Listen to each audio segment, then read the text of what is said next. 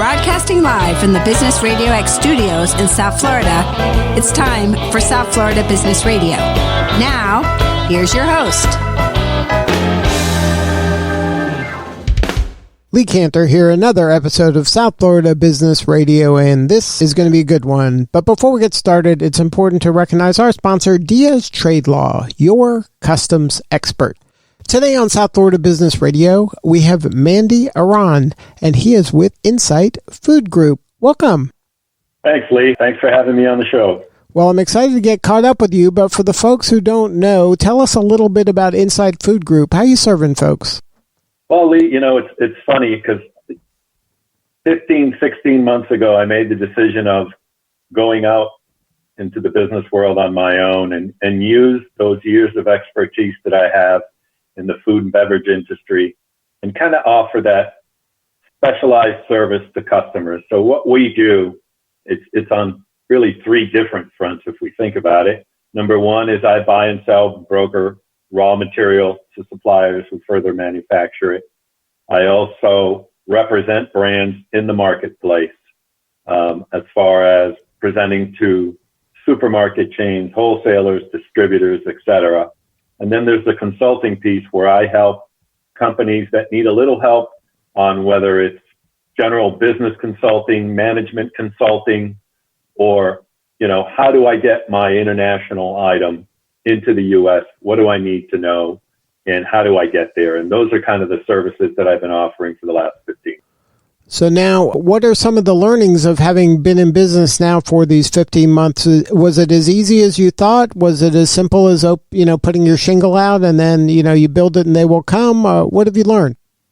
Well, it's been a humbling time to say the least. First of all, happy birthday to Insight Food Group. We are officially a year old now after many months of trials and tribulation. But, the first year of operation has been kind of humbling and inspiring at the same time.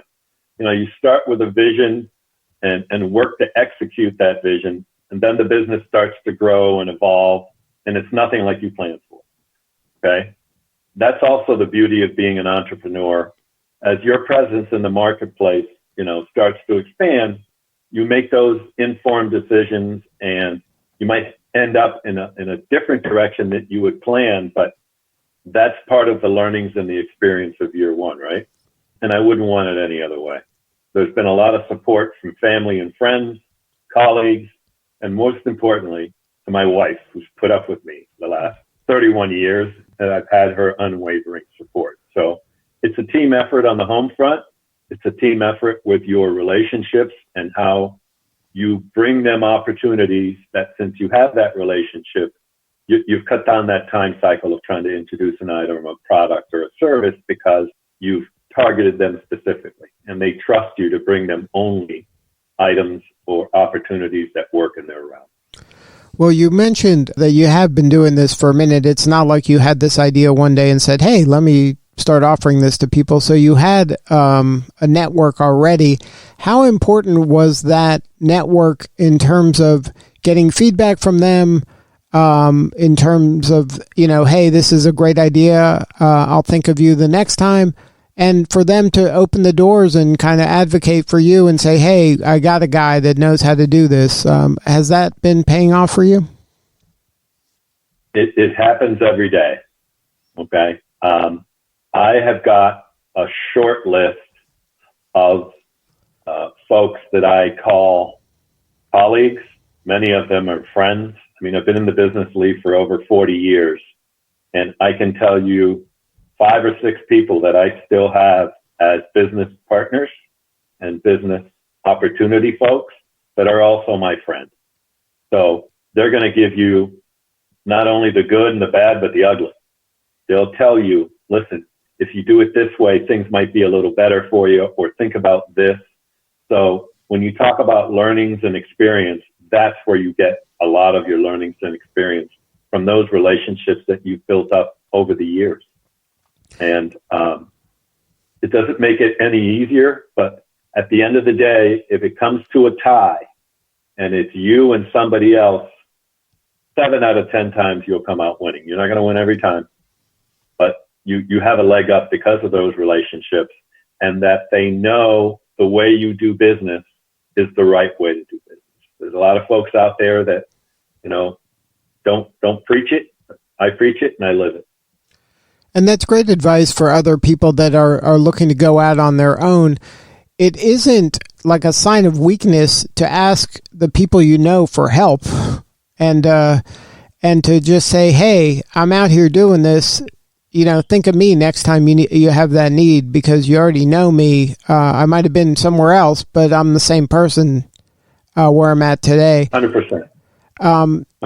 Now, kind of a corollary to that is listening to your clients. Are you finding that the people that you are doing business with, when you really kind of immerse yourself into their business and helping them be successful, that also bubbles up opportunities that maybe neither one of you had thought of initially? 100% agree with you on that one as well, Lee. I remember having a simple breakfast meeting with a dear friend of mine who recommended that I reach out to a gentleman at the Latin American Chamber of Commerce here in South Florida called Coca-Cola. Now, they are a membership-based organization, so I obviously became a member, but it's not always being at the right place in the right time, but it's also trying to give back to the folks in the community that you live in. Okay. So, I've done a couple of workshops for them, both in English and Spanish, because I am bilingual, and that in turn led me to be a participant at a couple of trade shows as a presenter. Again, you're giving your time, you're giving your expertise, not only for the help of the organization, but in turn to help yourself. There's been plenty of opportunities where I've done some community outreach, gone to farmers markets, for example, where those startup brands start, and get to know the folks and hear their passion about their business and their brand and what makes them a little bit different. That is eye-opening. When you get down into the grassroots of people that this is what they do all day, every day, it's a little humbling when you can help them, when you can take them to the next step, when you can get them slotted into a small store opportunity where only, the organization may only have 4 or 5 stores, but to them, that leap into retail, into that marketplace is a tremendous opportunity. So yes, to your point, there are learnings that come from all of this, but a lot of it comes from putting yourself out there, giving your time to others, and helping them as much as you can. Now, as an entrepreneur now, and I'm assuming that a lot of your business is you, right? It relies on you to acquire the business, and a lot of times it relies on you to execute the business. How do you kind of balance that, your daily or weekly workflow in terms of how often are you wearing that business development hat, and how often are you wearing that consultant do the work hat? Well, thank God there's 24 hours in a day, Lee. The most important thing for my organization, for Insight Food Group, is to generate revenue, period. If we don't generate revenue, none of this helps. So I tend to spend and block hours of the day to do nothing else but. Okay. Obviously, if there's a dumpster fire somewhere, you go and you solve it, you fix it. But I organize my day by blocking hours of time to dedicate my entire focus to that particular task. If it's business development, then that's what it is. If I am engaging with customers and following up on emails and phone calls, then that's what I do. It's getting yourself into a routine that you make the time that you need to make the time. Some days are more, some days are less. There are no weekends and there are no holidays. You work. And I have found that recipe so far has worked well for my customers, my prospective customers, and for my work-life balance. Okay. You make the time. You do what you need to do when it needs to be done, and good things will come in the long run. Now, when anybody is starting any venture, it's very tempting to just take business from wherever it kind of bubbles up. Have you gotten to the point where you feel confident that that ideal client for yourself, the one that you wish you could clone, the one that if you had more of them, you could really serve the heck out of them, and that becomes the sweet spot for your business? Is there an ideal client persona for you?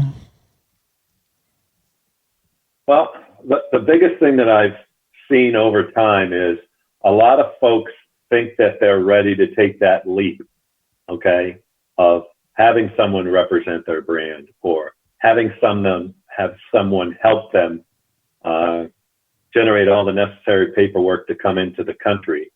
And more chances than not, you find that those folks are just not quite ready.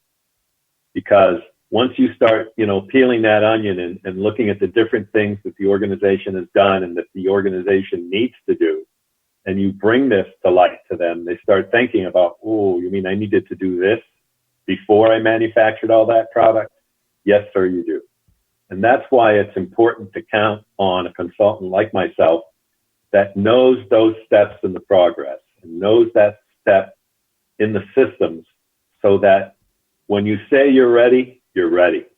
There's no worse feeling than, going through the whole rigorous progress of getting your brand approved and having it ready to go, and then you find something else over here on the side that you didn't think about or you should have thought about, and you weren't ready. So part of that consultancy piece is make sure your customers are ready to go to market with everything, full guns blazing. You're ready to go.